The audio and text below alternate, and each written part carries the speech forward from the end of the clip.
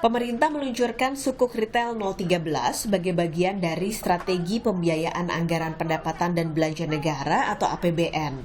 Butuh dana besar untuk bisa memenuhi prioritas pemerintah, mulai dari penanganan aspek kesehatan, perlindungan sosial, bantuan dunia usaha, hingga pembangunan infrastruktur.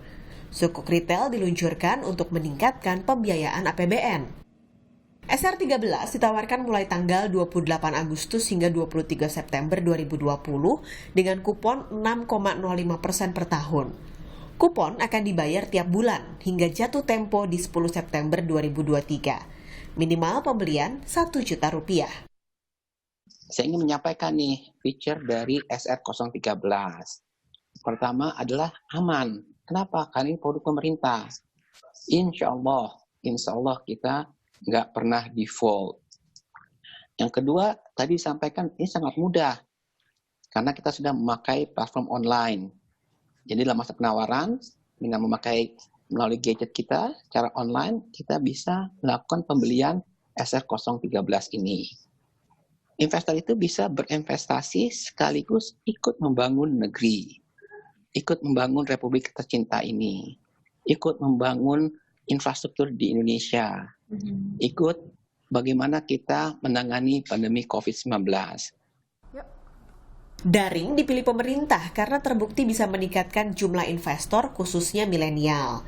Jika dibandingkan dari Maret 2019 saat Sukuk Retail diperdagangkan secara offline ke Maret 2020 di mana penjualan sudah secara online, jumlah investor milenial bertambah jumlahnya hingga hampir 12%.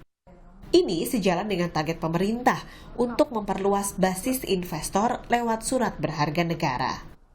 Tapi kita juga punya misi, punya tujuan lain, yaitu bagaimana kita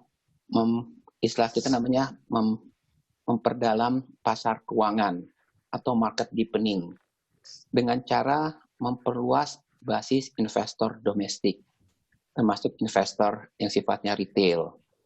Investor retail ini kan banyak nih. Nah, tapi titik kecil, tapi banyak. Nah, potensinya itu luar biasa. Kan kalau kita lihat dana pihak ketiga di perbankan itu sudah mencapai lebih dari 6.000 triliun. Ya kan? Nah, sekarang pada intinya pemerintah menyediakan satu instrumen investasi baru yang disebut namanya obligasi dari yang diterbitkan oleh pemerintah.